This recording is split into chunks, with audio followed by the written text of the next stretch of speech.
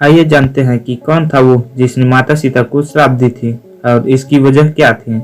प्रचलित कथा के अनुसार एक बार देवी सीता अपनी सहेलियों के साथ अपने महल के बगीचे में घूम रही थी।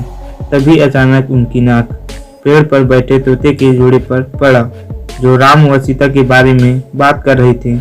उनके मुख से अपने भविष्य की चर्चा सुनकर सीता जी को बड़ा आश्चर्य हुआ।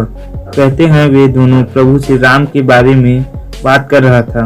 यह सुनकर माता सीता की जिज्ञासा और भी बढ़ गई और तब उन्होंने उस जोड़े तोते को पकड़वा लिया और उनके अपने भावी पति के बारे में पूछने लगा।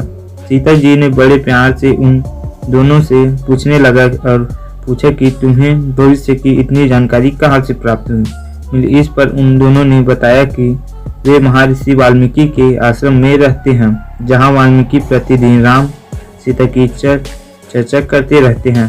कहा जाता है कि सीता जी के सवाल खत्म ही नहीं हो रहे थे, अतः वे दोनों तोते थक गए और जाने की आज्ञा मांगने लगे, किंतु सीता जी उन्हें यह कहकर रोकने लगी कि जब तक उनका विवाह श्री राम से नहीं हो जाता वे दोनों मिथिला में उनके महल में रहेंगे। इस पर नर तोते ने उन्हें समझाते हुए कहा कि पक्षी बंधक में नहीं रह सकते, उनका असली घर तो खुला आसमान है। फिर उन्होंने नर तोते से कहा कि अगर वे जाना चाहते हैं तो जा सकते हैं, लेकिन मादा तोता तो उन्हीं के पास रहेगा।